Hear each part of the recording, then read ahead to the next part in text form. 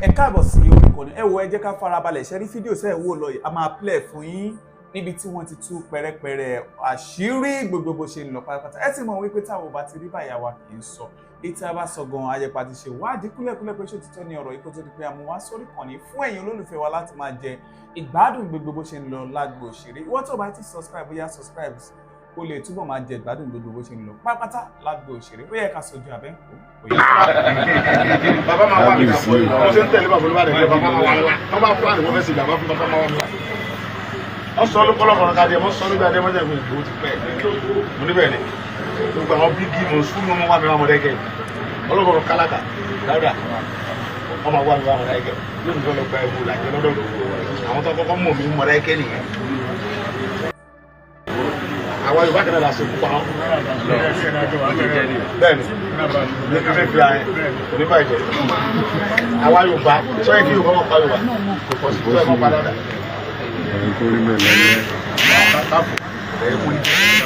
kò sẹ́ni tí ò ní pàtì tiẹ̀ tó lè fún ọjọ́ wà lójú kan.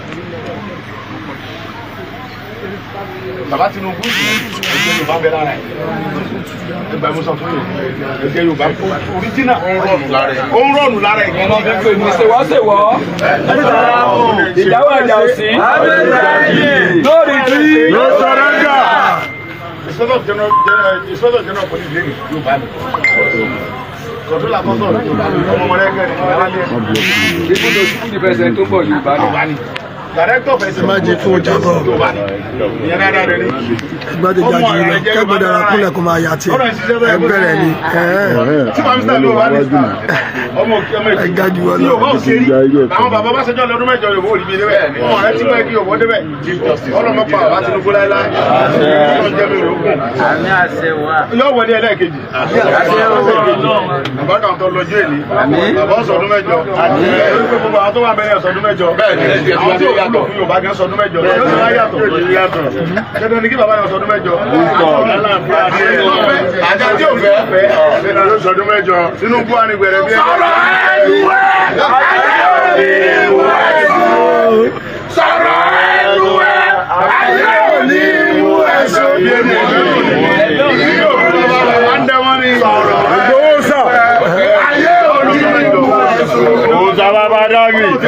Lóògùn ọ̀fẹ́. bàbá ẹ̀ sọ̀rọ̀ pé mi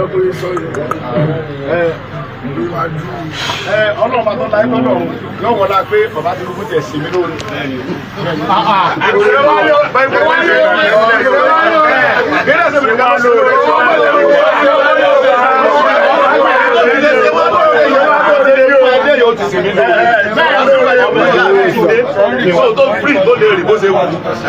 tí kò sábọ̀ bá ṣe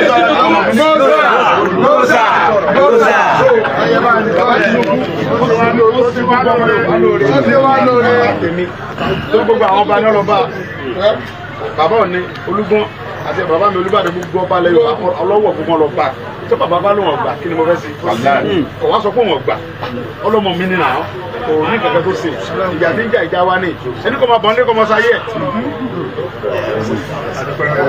so mo dẹ̀ mọ̀ pé ìfẹ́ lẹ ní sí mi ẹ wò ó sì ṣe ẹ̀yin tẹ́ wá nífẹ̀ẹ́ mi ṣe ẹ̀ ní bá sọ̀pọ̀tì bàbá yẹn kọ́ra Wà ló kàn. ṣùgbọ́n ọba tó láyé tọ́lọ̀ ló kí bàbá Tinubu bọ́ ṣàṣeyọrí. Ọlọ́run ní pa wọn rẹ̀. Gbogbo ọmọ táwọn náà fi òní kẹ́dà mọ́. Gbogbo ọmọ Yorùbá ò ní nínira. Àní nínira. Àti láṣeyọrí. Ọlọ́run bá mi pọ́n ilé ọ̀gá. Èmi tiẹ̀ bí nífẹ̀ẹ́ mo fọ́. Mo ṣe ìgbà pé bẹ́ẹ̀ ni Ọlọ́run. Ọlọ́run bá ń gbọ́ ẹ̀rí parí láíláí. Ẹ̀rí sáré òkú òdòdó tì. Gbogbo wà lẹ́ bá pẹ̀lú màdá. Pé mi ṣe báyìí báyìí pẹ̀lú. Ẹ mọ̀ pé mi ṣe bẹ́ẹ̀ náà sọ̀rọ̀. Mi ṣe báyìí báyìí. Kábíyèsí.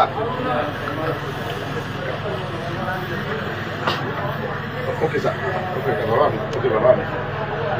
Bàbá mi Olúbàdàn ní bàbá rẹ̀ Tinubu ọba tó sọ̀rọ̀ mọ́ dápọ̀ ẹ̀ kò sí mọ́ sàdúrà bẹ́ẹ̀ ni bàbá mi nù.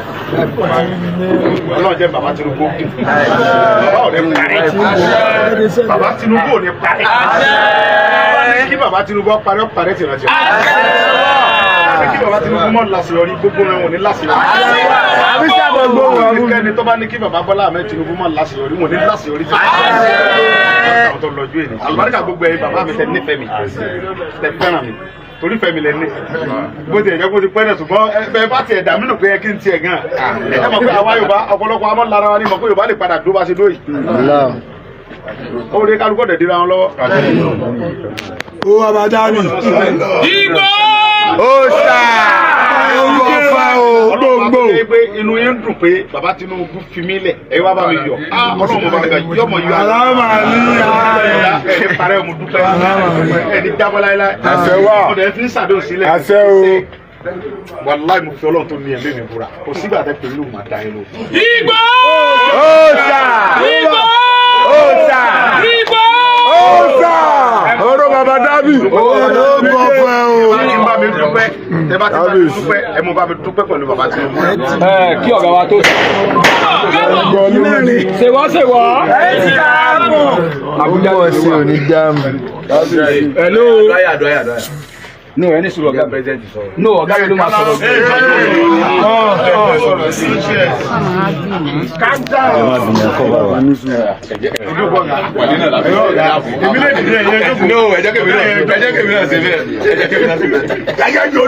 Mo dúpẹ́ lọ́wọ́ gbogbo wa. Mo dúpẹ́ lọ́wọ́ gbogbo lé. Sẹ́rí ẹni tó wà ní. Sẹ́rí tí ìta wà. Bóyá ó jábùrú èèyàn ní o, ó jẹ́ gbé èèyàn ní o, tó bá ní ìlọsíwájú tó wà fẹ́ kí ìlọsíwájú yẹn ga tó wá ń sọ pé ta ni ọmọ ọjọ́ wo ni báwo ni ó ń tọ̀hún olórí gbogbo èèyàn ayé àtọ̀run ni èmi àti fẹ́sìn inú mi ń dùn pé ọkàn Ìgbòho wọn ti free láti rìn kò sí ẹ̀rọ kan tẹ́lẹ̀ because àjọ ń wá bíbá ẹni ìfẹ́ ìjà Yorùbá ló dẹ̀ ń jà ìjà ìgbàgbé orílẹ̀-èdè ìjà alẹ́ Yorùbá ti wá yìí ló ń jà mo rántí ọjọ́ kẹ́ni àjọ pàdé lọ́nà Ìgangan náà àwa ń bọ̀ àwọn wọlé náà ẹ wá woru wàhálà tẹ́ni yẹn ń ṣe tí ẹ jẹ́ pé bóyá nìkan ló lọ gbówó fún pé kó wá mọ́ bẹ́ẹ̀ inú mi dùn fún Aṣíwájú Bọ́lá Ahmed Tinubu tí wọ́n bá bẹ̀ tí ò bá gbọ́ kí la fẹ́ ṣe. Now ẹ wo gbogbo nǹkan tó ń ṣe nílẹ̀ Yorùbá lẹ́yìn àwọn nǹkan tí ò tí ì ṣẹlẹ̀ rí nínú ọmọ Yorùbá àwa ń ro gbogbo àwọn Yorùbá náà tí wọ́n fi sípò kán rántí àwa tá a wà lé kán rántí àwọn ọmọ tó wà lé pé àwa gan lè Fúlàní ò lè bá wa fa anything lẹ̀ wá. Mo sọ mo bá sì dúpẹ́ lọ bá a ti wá Olúbàdàn ti lẹ̀ wá.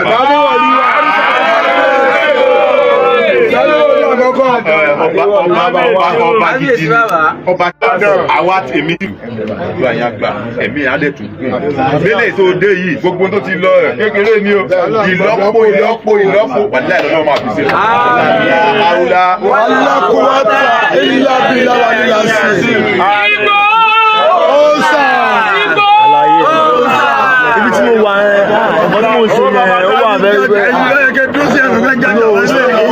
ohun tó wà lókè ọ̀hún náà ní media Sunday bí so àbúrò kọ. ó wà kí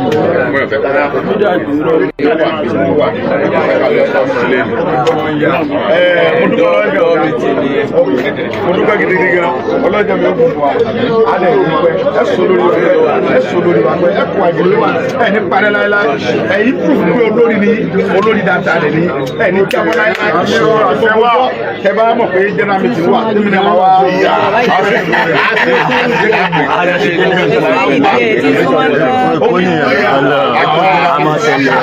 àpárí first time ó tẹnu àyè àwọn kí á tẹ̀ka. ok sir kò sí wàhálà olúwa máa ṣe mi tàbá ní bẹ́ẹ̀ bẹ́ẹ̀ yẹn sọ ọ̀dà ọ̀dà so àmì àwa bẹ́ẹ̀ ni. Ìgbòho sọ Oòduà ni mí Oòduà ni mí bíbí Oòduà ni mí.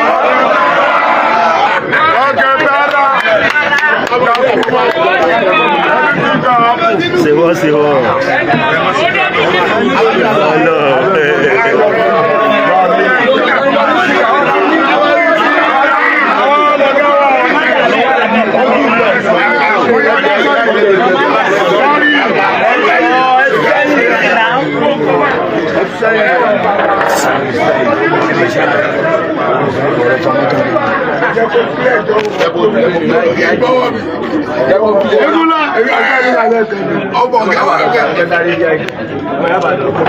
ọmọ yàrá bàdàn. ìyá sáré bá mi gbé bá ti ọ̀gá mi.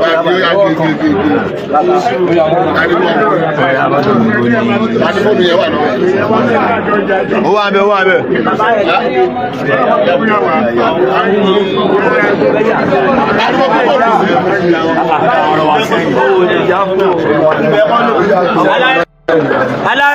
Nọ́mbà 1 ẹ máa bọ̀ àwọn èèyàn ń jọ fún ọ̀yọ́ tó láyé ìgbà. Ẹjọ́ ṣé ayò wọn sọ fún ọ ṣé ayò ṣé ayò ṣé ayò kọ́mọ lọ sọ pé ayò aláìní aláìní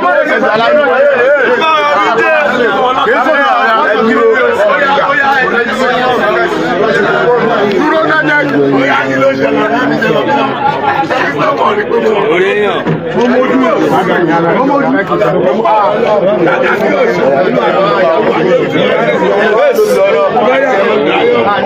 president ń pè ọmọ Ìbàdàn òjìrò pa ọ̀dọ̀ owó jamani nọ́mbà 1 àgbàdé jẹ fún kí káwọn ọmọ ìkó mẹ́tẹ́ lórí ọ̀yà ẹja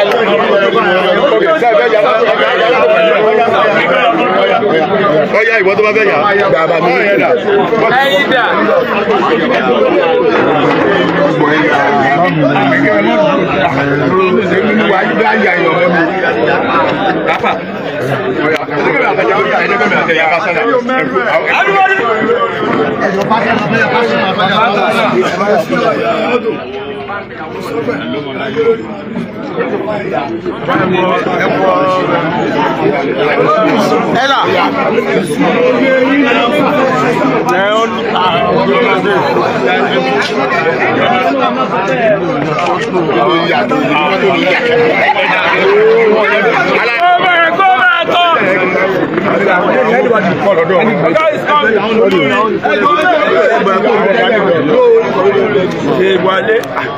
ọmọ Tinubu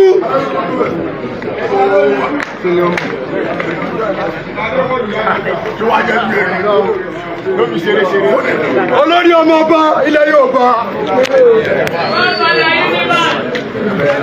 akọni ọdún yúnífà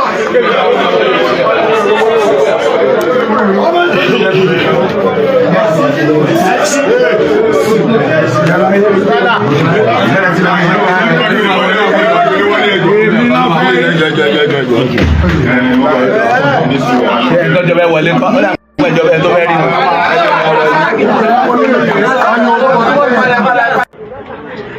Ọlọ́run bá tí ó wá pẹ̀lú tí ó jẹ́ mẹ́sàáyà wa tó sọ wọn lọ tó sọ wọn bọ̀ láyé àtàlàáfíà ọpẹ́ làwa bá wọn dún.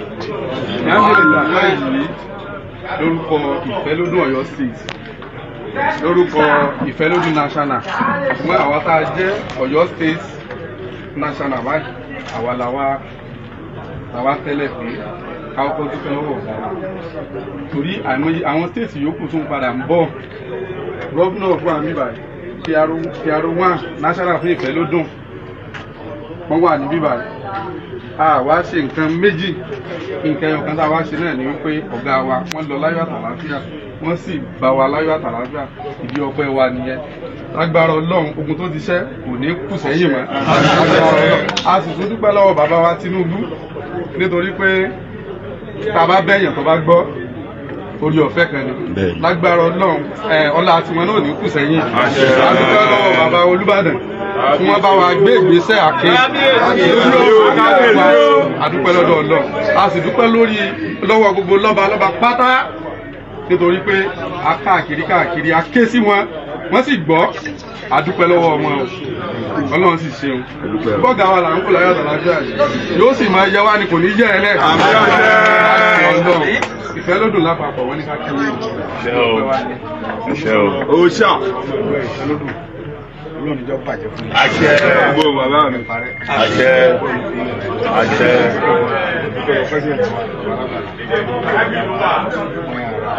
Kẹ́ntù gbogbo àwọn ìyàwó yẹn pátápátá wọn sàláàtì mẹ́wàá Ọlọ́run nípa wọn rẹ̀. Àṣẹ. Ibi tí àwọn èròǹgbà wa Ọlọ́run ti kọjá sí rẹ̀. Àṣẹ.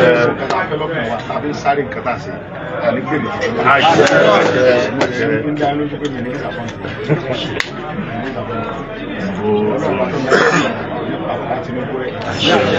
ó ti há.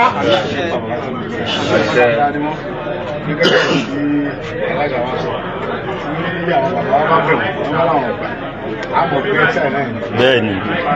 Bọ̀táwọn bá wá kó bẹ̀ tó bá tẹ̀wá jẹ́ ní tí ìṣe Yorùbá lọ́gbọ́n bẹ̀ ọkọ̀ Ọlọ́run ní jẹ́. Ọlá ibùdó defend. Kí lọ́mọ ìta ṣe kankan? Ìjà Yorùbá là ń jà. Bẹ́ẹ̀ni. Mo tí bàbá yẹn sọ, ìjà Yorùbá ni wọ́n mọ̀ yóò ṣe kankan náà jábọ̀ bẹ́ẹ̀ àpẹ́ ní kankan. Ṣé tó lé láàlá pàyàwó? Ẹ mọ́ pa àwọn bàbá wa mọ́, ẹ mọ́ pa àwọn bàbá wa mọ́ wí nìyẹn. Bọ̀m̀bà tọ́lọ̀ ń gbé mi sáyà tí wọn náà dín kọ́. Ọmọ ẹni oníṣèdí bẹ̀rẹ̀ rẹ̀. Àwọn ọmọ mi lẹ̀ ẹ máa bọ̀ lé. Bàbá Tinubu ní máa bọ̀ lé. Ọlọ́run kí kàwé yẹn rẹ̀. Àṣẹ. Tinubu yóò ṣubú tìrẹ.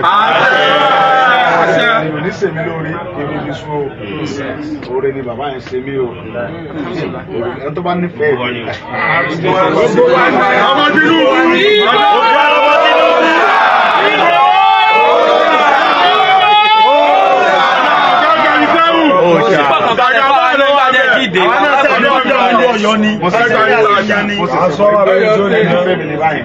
Ẹni tó bá nífẹ̀ẹ́ mi kò ní bú bàbá Tinubu. Bẹ́ẹ̀ni. Yóò rí pé oore ló sòun náà. Torí pé tí ìyá bá ń jẹ kan rẹ̀ gbogbo àníyájọ́ ń jẹ. Kẹgbẹ́ra lọ́yọ̀ọ́ sí ìṣẹ́jú mélòó ẹ ti lọ́dọ̀ mi. Wà á ti bí lọ Kútọ́nù ó jìnnà. Kápá sọ pé lọ sí Germany bí bàbá ní fúnà kò lè wá rí mi. Èmi fẹ́ rí ẹ̀yin, ẹ̀yin fẹ́ rí mi. Àfi ká bẹ bàbá Tinubu kọ́ gbọ́, Ọlọ́run sì jẹ́ ọgbọ́n bẹ́ẹ̀. Ẹ tó bá wá ní kí bàbá yẹn kọ́ mọ̀mọ́ sí òun ní mọ̀ òun ní Àṣẹ wa. ẹ tó bá ní kí bàbá Tinubu ó kù òun ló máa kú. Àṣẹ wa. Ẹni tí ọba dùn mọ́ pé bí bàbá yẹn ṣe fún ìbí kọlọ̀bẹ ọdún.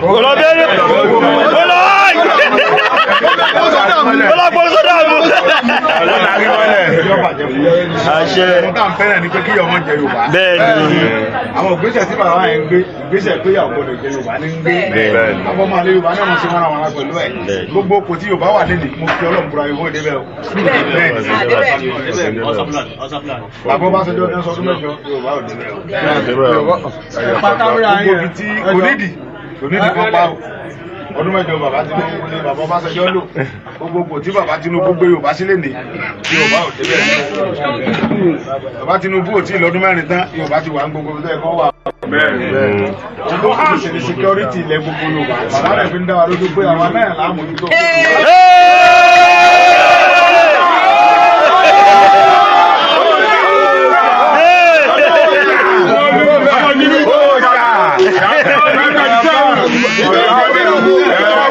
Bàbá sọ̀rọ̀. Tinubu ṣe wá lóore o. Tinubu ṣe wá lóore o. A ò lè ká mọ́ra. Bàbá ní mo ní bàbá mi Olúbàdàn bó wàá tún security àwọn Fúlàní. Bàbá ní ọ̀yẹ̀ kan mọ́ bàbá tó ní mo ní mo jẹ́rìí kábíyèsí. Wọ́n ní mo ti bá president sọ̀rọ̀. Ó sì lọ ọlọ́gba ohun tó yẹ fáwọn olókùn rẹ̀. Ẹ̀yin fúnra yín náà láàgbèrè security kẹ wọnú bó ti terrorist tó lẹ́nu bó lẹ́yìn bá ẹ lọ lé wọn bọ́. Igbó! So gbogbo ẹni tó wá ń bá wa ń bínú bàbá Tinubu ṣe mọ̀ báyìí kan parẹ́. Yóò parẹ́ tìrantìran.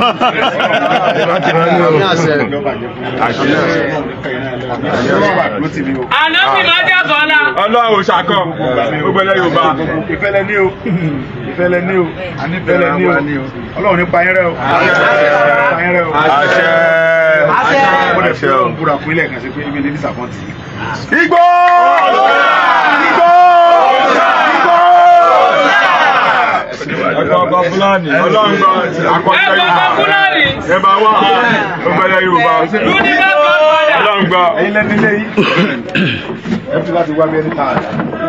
Ìfẹ́ ìbàdàn bá fẹ́ ọ̀sẹ̀ tí ó dà yín. Ìfẹ́ ló dùn ní mí, ọmọ ẹgbẹ́ ìfẹ́ ló dùn ní mí. Mo wá rí bàbá ẹ̀ pẹ̀lú ọgbọ́dọ̀ sí àwọn èèyàn. Ìfẹ́ ló dùn ní mí. Mo wá rí bàbá pẹ̀lú ìfẹ́ ló dùn ní mí. Àṣẹ wa. Bàbá Tinubu ní o.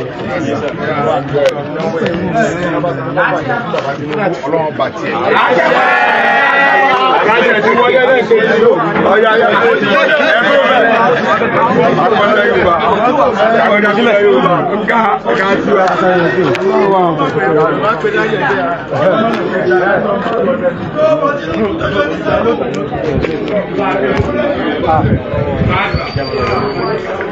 Ká má ṣe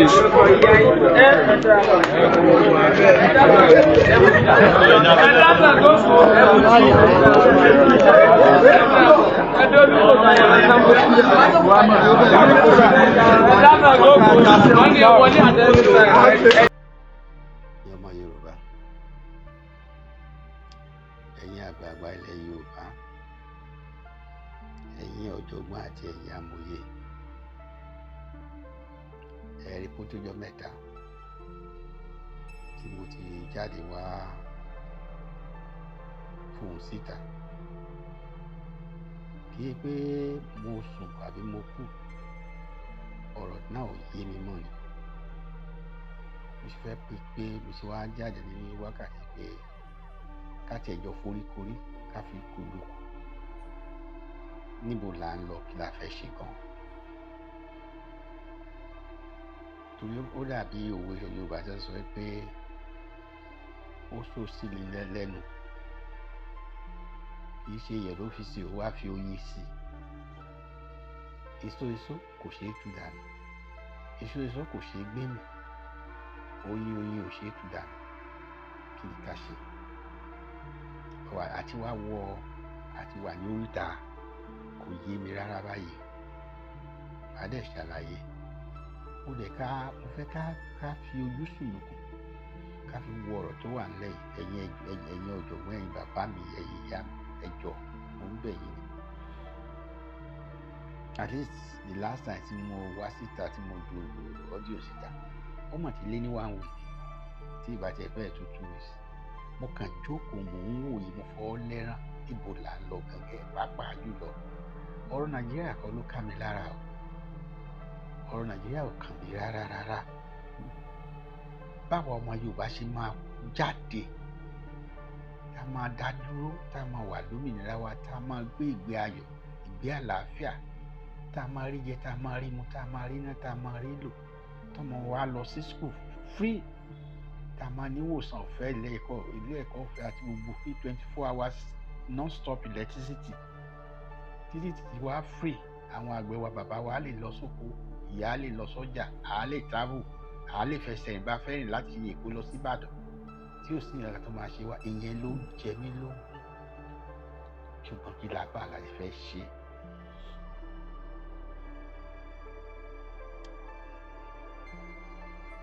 Mo ń lé sísá àwọn program kan lẹ́nu àìpẹ́ lórí social media. Oríṣiríṣi argument for and against pé bàbá Tinubu kò gbọdọ̀ padà wá 2027, àti ọdún mẹ́rin tó ṣe àárí nǹkan kan àrípa ẹ̀. Well said. That's the opinion of some people. Àwọn kan ní ẹ jẹ́ ká tì lẹ́yìn kó débẹ̀ 2027. That's another opinion. So there are two divergent opinions. Òun wá fẹ́ béèrè yàn òní pé kílẹ̀ yìí rò pa lè ṣe. Mo dẹ̀ rọ̀ yín Ọlọ́run ọba lóbìnrin ẹ bá mi jẹ́ rí ọ̀rọ̀ ó ṣe kókó gan, ó kà mí láyà, even at my age ó kà mí láyà. Mi mọ̀ tí mo lè gbé ọ̀rọ̀ náà sí. Ní àìpẹ́ yìí ní Akínyẹlé àbí somewhere ní Ọ̀yọ́ state, àwọn àgbẹ̀ mẹ́ta èyí tó dàgbà jù ní gbogbo wọn 65 years old, ọkùnrin Amẹ́ríkà, wọ́n dẹ̀ lọ sí ibi tí àwọn Fúlàní àmàlù Fúlàní wà. Wọ́n dẹ̀ pa 33 of those màlúù, wọ́n pa wọ́n nípa náà nígbà tí èèyàn pa ẹṣin, wọ́n pa àwọn màlúù yẹn pátápátá, wọn ò sí bẹ́ẹ̀ yọkọ̀. Kí ni ìdí tí wọ́n fi ṣe bẹ́ẹ̀?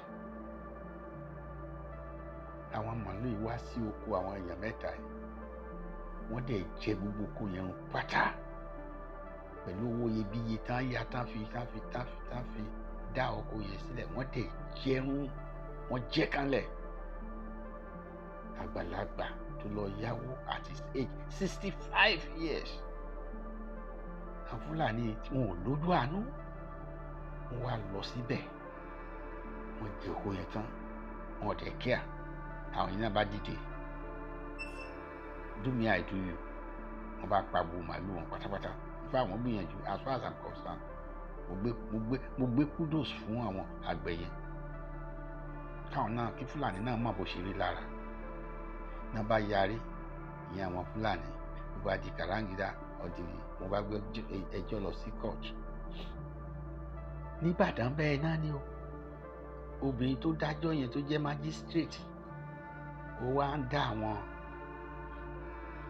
àgbẹ̀ yẹn lẹ́bi bí wọ́n lu òfin wípé they took the law into their hand ẹjọ́ ṣé Fúlàní ò take the law into their hand by encroaching on people's farm òfin wo ló fún Fúlàní ní agbára pé ẹ lè jẹ oko èèyàn kẹ ẹ jẹrun bó bá ṣe ṣe gan kẹ ẹ pa síbẹ̀ kẹ máa dẹ̀ kẹ ẹ dẹ̀ máa lọ kò sófin tó máa mú yín ṣùgbọ́n táwọn tó lóko bá retaliate òfin mú wọn jẹ́ màkà tí wọ́n máa ní ṣe àdéhùn ìdíje onígbàgbù tiẹ̀ aláwòrán tiẹ̀ oníkàwọn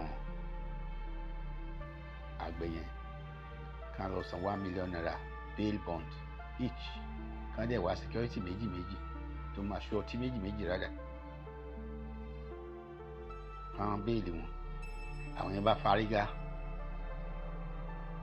náà kí ni mo fẹ́ fàyọ ẹni tó dájọ́ yẹn jọ́ọ̀jì yẹn o magistrate yẹn obìnrin ni o ọmọ Yorùbá ni o Ògún something ni ó gbẹ̀yìn something bóyá husband name ẹ̀ bóyá lady name ẹ̀ ọkọ Yorùbá kan gbélé ló ń jẹ́ wá ń dá ẹjọ́ ìkà kò tiẹ̀ mention pé àwọn Fúlàní yẹn tán ṣe ò dáa ó dá ẹjọ́ yẹn mi wàá mọ̀ bóyá àwọn àgbẹ̀ wọ̀nyẹn wá yarí nínú kóòtù ṣùgbọ́n mi wàá mọ̀ nǹkan tó gbẹ̀yìn yẹn bóyá wọ́n ṣàní wọ́n pè ọbẹ̀ wàrà ó dìṣà náà kí ni mo fẹ́ fà rí pé ní ilẹ̀ wa gangan lórí ilẹ̀ wa wọ́n tún dá wa lẹ́bi lérí nǹkan tiwa ọmọ wa tó jẹ́ Yorùbá ó dá wa lẹ́bi pé a ṣe jẹ́ kí Fúlàní jẹ oko wa kán jẹrun kán dẹ̀ pa àwọn àgbẹ̀ yẹn síbẹ̀ níwà yìí adẹ̀ lọ́mọ Yorùbá tó wà lórí oyè tó jẹ́ president ọmọ Yorùbá Bàbá Bọ́lá Ahmed Tinubu òní president of Nigeria as at today nílẹ̀ Yorùbá wọ́n ń pa ènìyàn ní mẹ́jọ mẹ́wàá lẹ́bí ní kìí ṣe kékeré lóko ni o ní chọ́ọ̀chì ni o lábúlé ni o ẹ̀wọ̀n yìí tán ti pa nílẹ̀ ní Kwara ṣé àwọn tán pa Kwara ẹ̀wọ̀n kì í ṣọmọ Yorùbá ǹjẹ́ mo yẹ tán ti wá tán ti gbẹ̀mí ẹ̀ ní Ondo State ní Ọ̀kà Àkókó àti ẹ̀ ní ọmọ Yorùbá tó jẹ́ olórí president and commander in chief kò sí ìgbésẹ̀ tí bàbá yìí gbé láti ọdún kẹta by May àpọ̀dún mẹ́ta tí bàbá Tinubu dórí oyè now they are jostling for another 4 years mo fẹ́ lọ another term of 4 years now let's backtrack nígbà tí Buhari wà ń bẹ̀ gbogbo ọdún mẹ́jọ tó lò yẹn ó ṣègbè lẹ́yìn àwọn ọmọ ẹ̀ àwọn èèyàn àwọn tribe of Fulani kò fi bò right from the first day kò fi bò fún gbogbo anybody tó pé interest Fulani ló ń wá pọ̀sù ó dẹ̀ pọ̀sù ẹ̀ tó di lẹ́tà gbogbo ẹ̀rántí ìgbà kan tó ní wọ́n ṣí bọ́dà fún gbogbo àwọn Fulani tó bọ̀ àwọn gbogbo West Africa or Africa ká máa bọ̀ Nàìjíríà kò mọ̀ sẹ́ni tó gbó lẹ́nu National Assembly ò máa stand against wọ́n máa wọlé wọ́n máa fún wọn ní ID card national ID card àwọn iná náà tó kó ìbọn fún AK-47 àwọn darandaran wọ́n gbé AK-47 káàkiri bọ́tà wa tá a jẹ́ tá a nílẹ̀ wa a gbọ́dọ̀ má dáká sọ pé à ń lọ sóko ọlọ́pàá arrest wa nígbà tí Tinubu wà lórí oyè ìṣe nígbà tí ó ti bẹ̀rẹ̀ nígbà ayé Buhari and it is still continuing bá a ṣe ń sọ lọ́wọ́ báyìí sí ó dà pé wọ́n ní sẹ̀mẹ̀bọ̀dà sì wà under lock and key bọ̀ lẹ́nu ọjọ́ mẹ́ta wọ́n lọ sí bọ́dà kan ní north east ṣùgbọ́n bọ́dà ti west ti south west kò ṣeé ṣí President Bola Ahmed Tinubu ló wà lórí oyè. Apart from that, the Chief Inspector General of Police ọmọ Yorùbá ni, Immigration Controller of Immigration ọmọ Yorùbá, Controller of Custom ọmọ Yorùbá, Controller of DSS or Director General of DSS ọmọ Yorùbá. Níwà láyé ọmọ Yorùbá kò nǹkan wọn ń ṣẹlẹ̀, kò dẹ̀ sẹ́ni tó lè la ẹnu kó sọ̀rọ̀. Nobody can call anybody to order.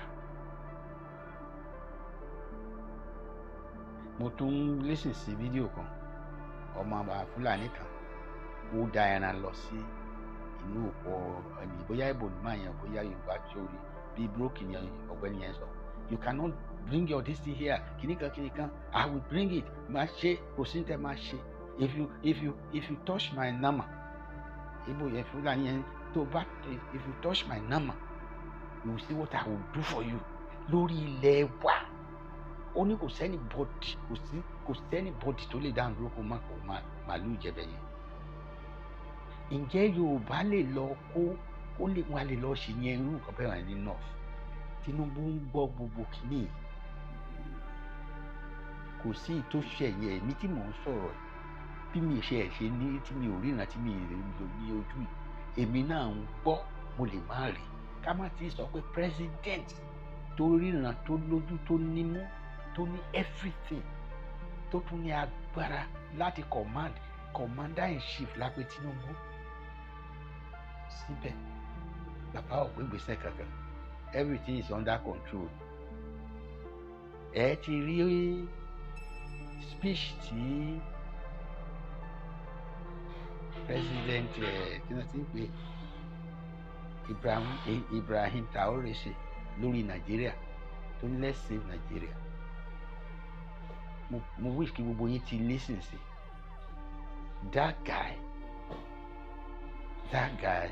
is like a messiah nti ẹ wo ẹ má jẹ́ sọ kí tí ẹ ṣe ọ̀dọ̀ tí ẹ̀yin mò ń lọ now let's think about it for the first 4 years àwọn ọmọ Yorùbá ń complain àgbúrò àrọ́wọ́ President Bola Ahmed Tinubu nílẹ̀ Yorùbá kò sẹ́ni kankan tó lè tọ́ka sí pé nǹkan báyìí excuse me ọlá báyìí láti jẹ lára President Bola Ahmed Tinubu kò sí àwọn Fúlàní ń fi wá tàyín wọ́n ń ṣe bó ṣe wù wọ́n now ibi tí wọ́n fẹ́ mo bí ká gbé yẹ̀wò yìí there are so many examples tí mo lè mú jáde ṣùgbọ́n mi fẹ́ gba àkókò now where are we àwọn kan ní kí Tinubu kọ́ má jẹ́ kó wọlé sí second term àwọn kan ní kí wọ́n jẹ́ kó wọlé náà ẹ jẹ́ ká wò àwọn Yorùbá tí Tinubu ò bá wọlé second term we are in big trouble bigger than what we are now because ó mì pé ìzádà Fúlàní ló máa gbàbẹ̀ tàbí Ìgbò kò dẹ̀ sẹ́ni tó gbàbẹ̀ tó débẹ̀ tó máa pè wá nígbà tí ọmọ ti wá wà bẹ́ẹ̀ ṣe tí ò pè wá tí a ò rí ìpàṣẹ kankan ṣé ìgbà tí Fúlàní bá gbà á láṣẹṣẹ máa jó la máa yọ àbí tí Ìgbò gbà débẹ̀ á rí tiwa rò ṣe é pé ń sìn most of the service chief àtàwọn tó ń ṣiṣẹ́ pẹ̀lú yàtọ̀ sí Wike tó jẹ́ pé ó ti wá di egun ẹja mọ́ Tinubu lọ́rùn ṣe rò pé Fúlàní kan gbarú nonsense táwọn Tinubu gbà lọ́wọ́ Wike ìyẹn that's a story for another day náà kí ni ká ṣe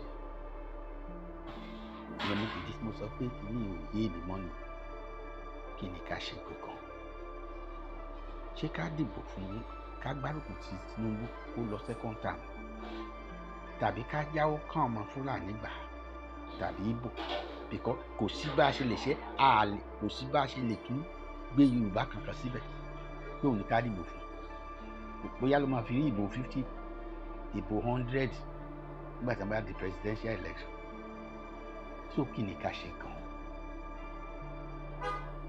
èmi ò mọ̀ ǹjẹ́ èyí mọ̀ ṣé èmi wá wò pé bó ti wù kó burú tó posterity á judge Tinubu at the end of it all ẹ jẹ́ káwọn Yorùbá ní wàrà ń kan wá Tinubu ò ṣe kankan tá a lè fi gbé sàdákàtà fún èmi á suggest èmi á dẹ̀ dàbí àbá pé ẹ jẹ́ ká gbárùkù tí èmi ò ṣe politician lọ ọmọ owó sàkún ọ̀rọ̀ tó wà nílẹ̀ yìí mo wo sàkún ọ̀rọ̀ tó wà nílẹ̀ yìí mi ì rí ọ̀nà àbáyọ ṣùgbọ́n di only